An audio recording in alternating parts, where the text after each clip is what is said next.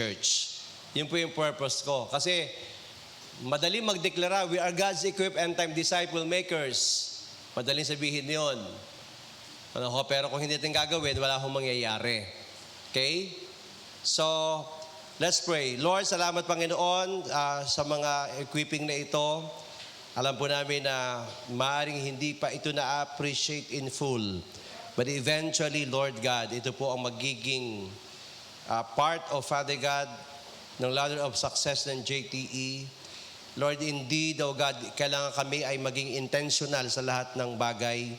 At kami mga nauna na, Panginoon, Lord, we will reap all the benefits of, Father God, ng aming Panginoong ini-offer sa iyo, Panginoon. Ang aming time, ang aming strength, ang aming effort, and everything, oh God. Alam ko, Panginoon, napakadaming gifted sa JTE. I've been serving you, Lord God, for many years, and I've been involved in the body. Alam kong yung mga nasa body ministry, hindi rin naman sila ganun kagaling. Kaya lamang dahil sila ay available, pinagaling mo sila, in-anoint mo sila, in-equip mo sila.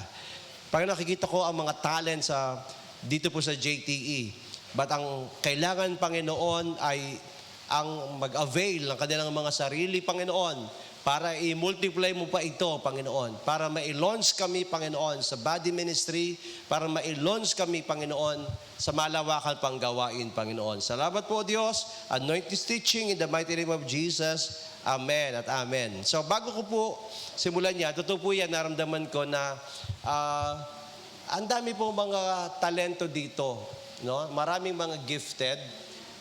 Yung pong atin pong biyaya na na-receive sa ating Panginoon. Pero ang kulang po kasi sa nakita ko ho, kahit nandiyan yan, kung hindi natin ipagagamit sa Panginoon yan, hindi rin po magagamit po yan. So, okay, let's roll the camera. Good morning once again, mga kapatid. And sa ngayon ay magpapatuloy tayo sa deeper teaching. And we are sa lesson 4 na. Ang lesson 4 is about spiritual covering. Spiritual covering. What is spiritual covering? Okay? Spiritual covering, alam nyo, unang-una, God is a God of order. Ang Diyos ay Diyos ng kaayusan.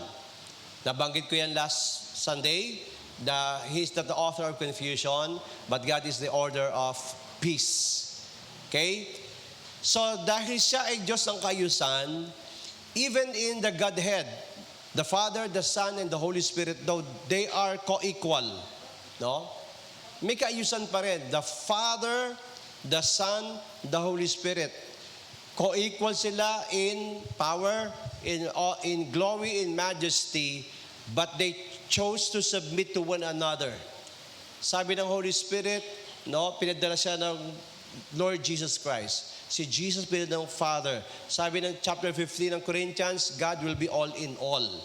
So there is triunity, trinity, ibig sabihin doon, complete unity within the Godhead. They submit one to another.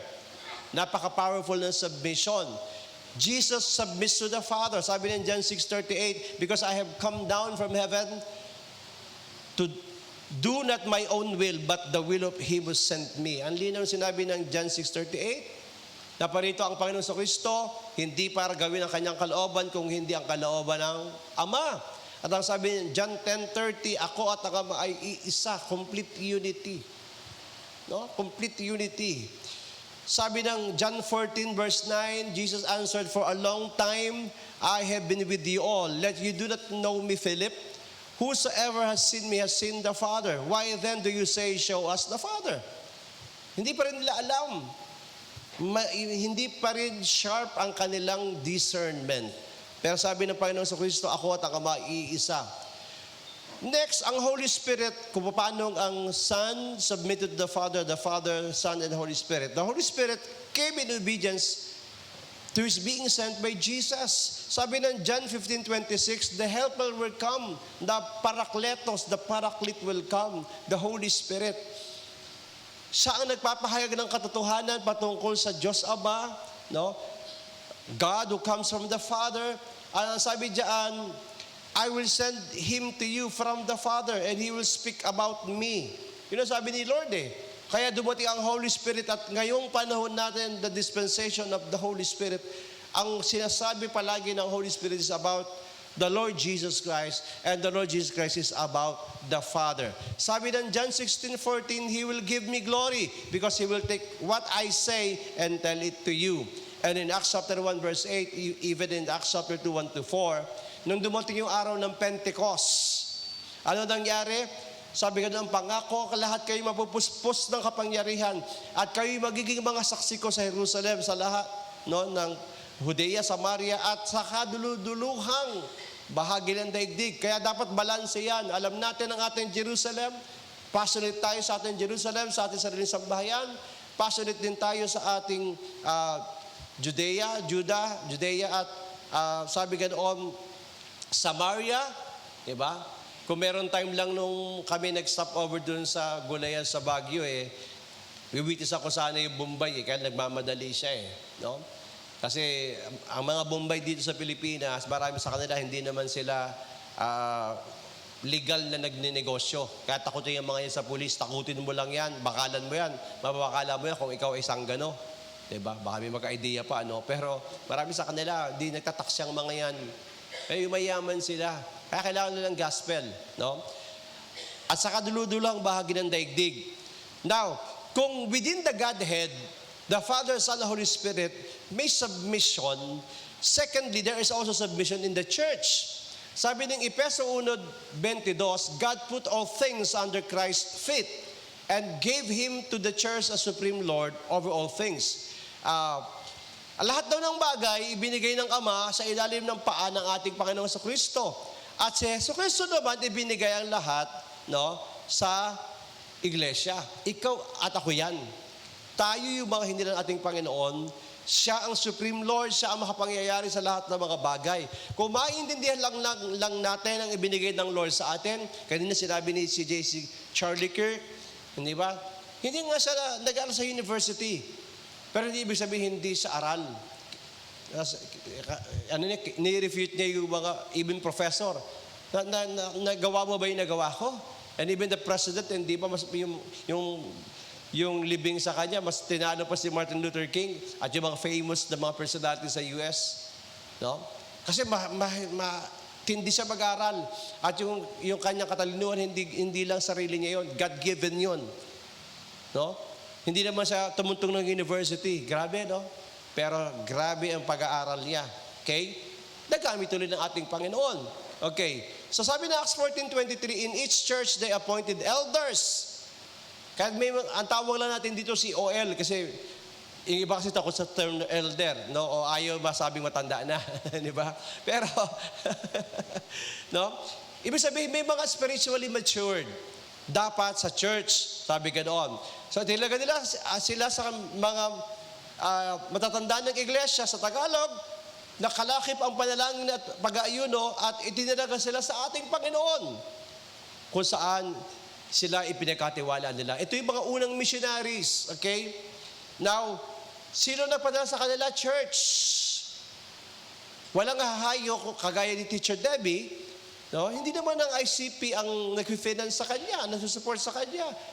Her local church sa Korea. At alam niyo mga kapatid, no? Kahit ito yung seminar natin, napakahalagang banggitin ito. No, ngayon, communist na ang president ng Korea, nanganganib na takot na sa persecution ang mga Koreans. Totoong dahan-dahan ang lilipat sa atin mga kapatid. Kaya tayo ay nasa tamang posisyon tayo. Amen? No? Tayo susunod gagamitin ng ating Panginoon kagaya nangyari dito, nagpadala sila ng mga missionary. Ang pinapoint out ko lang, kung si Teacher Debbie ang nagpadala sa kanya, local church niya, hindi organization. Iba kasi modality sa sodality, iba yun. Iba yung mission agency, iba yung local church. As a missions kasi, the end of all missions, be it frontier mission, is local church pa rin. Napakalinaw nun. So yung local church ang nagpadala sa kanila, sabi ng Hebrews 13:17, obey your leaders and follow their orders. They watch over your souls without resting. Good News Bible ito. Since they must give to God an account of their service. If you obey them, they will do their work gladly. If not, they will do it with sadness and that would be of no help to you. Alam nyo na yung verse na yan. Tama-tama. Ngayon ay Pastor's Month, Teacher's Month din, hindi ba? Ano sabi diyan? Kapag mga pasaway daw, mga membro, sa kanila din ang babalik yan. Hindi makakatulong yan. No? Kailangan daw sumunod sa mga tagapanguna, sundin ang mga utos nila. Bakit? Nangangalaga ang mga tagapanguna sa inyong mga kaluluwa na walang pahinga, nananalangin. No? Kasi bakit? Magsusulit ang mga likod ng Diyos sa ating Panginoon. Kung susundin sila, magiging masayang maglingkod. Pero kapag hindi sumusunod, ay stressful. Kaya maraming maagang namamatay ng mga pastor, no? Salamat na lang, hindi naman mga pasaway ang mga taga-JTE. Amen? No? Parang hindi kayo niniwala sa inyong mga sarili. Mga pasaway ba kayo? Hindi po. No? Iyan ang sinabi ng salita ng Diyos eh. Okay. Now, ang isang problema kasi, when touching about submission, is rebellion. Ano ang kabaligtaran ng pagsunod? Pagsuway, pagrebelde, paghihimagsik. Next slide. Now, in order to root out rebellion, para mabunot ang pagrebelde, gusto ng Panginoon na magkaroon ng tamang pagpapasakop within the church. Kung sa Godhead, sa heaven, may submission, Father, Son, Holy Spirit. Why?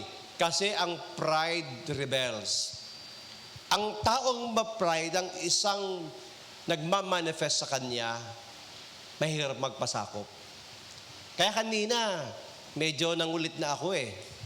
Kasi yung simpleng paglipat lang sa upuan, hirap tayo. Paano kaya sa ibang mga bagay? Tama ba o hindi? At nanahimik kayo. Misa akala natin parang pang grade 1 yun, pero doon natetest yung ating karakter at yung ating obedience. Hindi naman kailangan i-enforce, pero kailangan, minsan, di ba, naalala ko yung nagpatotoo si Pastor Glenn, hindi ba? Akala niya tuwa siya, sasawa sa misyon. Nung nagbigay pa siya, tapos yung pala iniwan siya. Yung pala tinetest lang ang kanyang obedience. Yun ang purpose nun. May mga narinig din akong ganyan eh.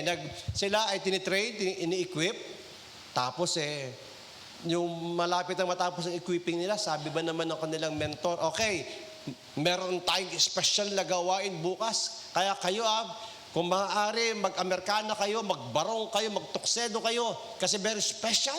Aba, hindi pagandaan, yung mga babae, nakadress talaga. Hindi ba?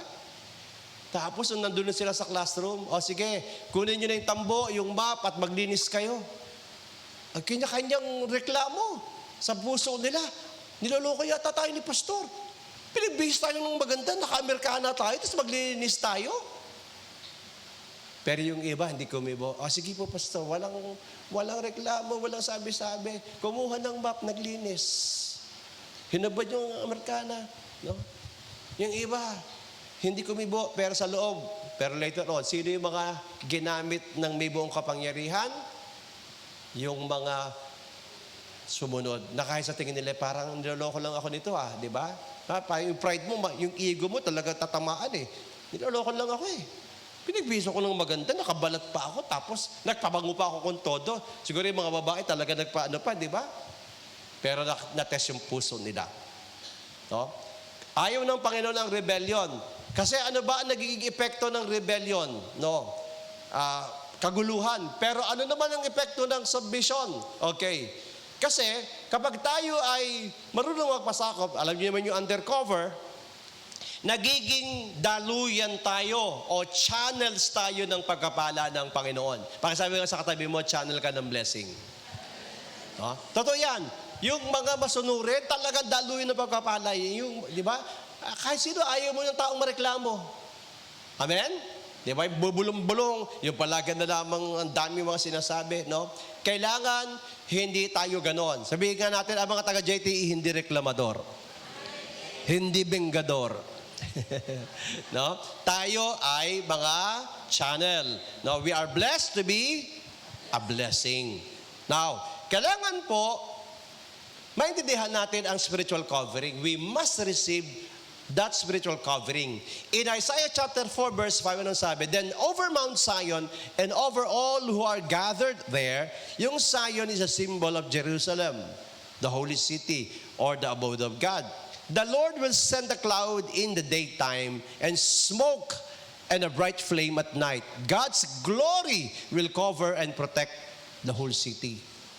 Yun yung pangako ng Panginoon, yung manahan yung kanyang kaluwalhatian. Mount Zion actually is a picture of the church. Okay? At ang lahat ng mga churches, no? The church corporately, universal church, and the local churches all over the world. So ini-invite tayo ng ating Panginoon, inaanyahan tayo ng Panginoon na tayo ay mapa yung covering na yan, yung spiritual covering na yan, na maging shelter, na maging, kung meron mang mga bagyo, no? Shelter from the storm and shade in the daytime from the heat. Yan ang sabi ng Isaiah chapter 4 verse 6. His glory will shade the city from the heat of the day and make it a place of safety, sheltered from the rain and storm. Yan ang pangako ng Panginoon eh. Kahit magbagyuan, umulan, humangin, may proteksyon eh. Balot ng kanyang pag-iingat. Ano ba ang spiritual covering? Okay. What is a spiritual covering? Pag sinabing spiritual covering, primarily it is the protective care of God. May covering eh. May protection ang Panginoon. But it can also mean being under the authority, protection, and guidance of a spiritual leader or institution. Typically a pastor, elder, or mature believer. Tayo hindi sanay, pero sa body of Christ, marinig mo yan. Pastor, sino ang covering mo? Pag sinabi niya, sino yung head mo? Sino yung senior pastor mo? O sino yung at least mentor mo? Pag sinabi nilang covering, no? Yun muna. Of course, understood ang Diyos ang covering natin, ang supreme covering. Pero mahirap sabihin ikaw ay covered by God, wala kang kinikilalang spiritual covering mo na tao. Kaya dapat may kinikilala tayo na leader, pastor, elder, or mature believer na spiritual covering natin. Actually, pwede rin ito ay institution. Kaya nga, kung titignan natin sa ating konteksto, ang spiritual covering is God, and then we have the church, JTE, Pastor Rafi, the pastors, COL, the ministry heads, life group leaders. Yun po yun, yung flow po nun eh. Ganyan po ang ating Panginoon. Okay, so, it is a concept within some Christian traditions where individuals submit to a leader's guidance for their spiritual growth and ministry.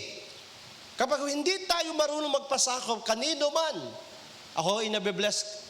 Pagod pa ako kahapon, ako nag-drive mula Baguio. Nung paakyat kami, si Brother Saldi ang nag-drive hanggang Rosario at ako ang nag-drive paakyat. Pababa kami, ako na ang nag-drive. No? Kasi nabigtin ako mag-drive. Pero, ang nakakatuwa pagdating ko dito, ano naabutan ko? Nandito si Sister Ning, si Avic, si Richard, no? Mamaya nakita ko si Lay. Kita ko yung mga Caranza Brothers nagagawa dyan. Sabi ko, tama sila talaga ang COL. Diba? Na kahit na mamaya dumating inaanak kong maganda, mababroadcast pa ito palagi, di ba? Si Ketty, nakita ko. At si Susan, at ilang mga kabataan, hindi ko na isa-isahin kayo, kilala niyo mga sarili niyo. Kaya kahit pagod ako, kahit papaano, tulong-tulong ako magbuhat ng ilang mga silya, naglinya-linya dyan. No, kung hindi ako pagod, tutulong pa ako eh. No, bakit? Kasi para maipaintindi sa ating lahat, ang ginagawa natin ay hindi para sa tao, para sa ating Panginoon. So kung wala tayong kinikilalang spiritual covering, what will happen? Magkakaroon niya, nag-invite siya ng maraming problema. Sa aking personal prayer, na-reveal sa akin na tama na si Uncle John. Nagsasabit ako sa NFS, nagsasabit ako sa IFP, though indirectly, at nagsasabit ako sa LJM. Kasabitin ako kahit sa SCPA. Pag nandun ako, alam nyo, meeting, nakaupo lang ako doon. Tinatawag ako sa harapan, dito ka na pastor, sa mga okay na ako dito. Kita yun. Kaya tinatanong ko ng mga pastor, and modesty aside, sabi nila, pastor, sana marami pang mga kagaya mo, kuya. For the glory of God, sinasabi nila. Kasi yung ibang kilala namin, kailan lang, parang iba na ngayon. Pero ikaw, kuya, guwapo po rin, hindi nagbabago. Hindi na pwede ma-erase yung naka-record yan. No? Pero, sa totoo lang, no? Kailangan alam natin ang concept ng covering. Dapat ikaw, kapatid, may alam mo sa sarili mo na kailangan mo pa rin na may mag-guide sa'yo. Kasi delikado kapag ang isang Kristiyano, wala na siyang kinikilala na authority sa kanya. Wala siyang covering. Okay? Yan ay doomed to destruction. Doomed to deception. Madaling madaya ng kaaway. So, a spiritual covering is a person appointed by the Lord to give counsel. Tandaan ito ha. Ang spiritual covering daw ay isang itinalaga ng Diyos sa buhay mo. Para kapag dumarating sa iyo, yung sinabi ko sa Isaiah 45, yung mga bagyo ng buhay, yung mga unos, yung mga pagsubok, yung sobrang init, no? mga bagyo sa buhay mo, mga ulan, baha, no? Symbolically speaking, sayong gagamitin ng Lord sa iyo. Paano kung wala kinikilalang spiritual covering? No? Nag-awol ka na lang, bahala na ako sa buhay ko. Mahirap yan, mga kapatid. Hindi na ako magsasalita. Pero makikita nyo ang katotohanan, pag walang spiritual covering, yan ang mangyayari. Why is it needed? Okay. Well, kasi ang Panginoon, siya ang gusto mo, hindi natin basahin ng Psalm 91. Alam natin yan, di ba? He who dwells under the shadow, di ba?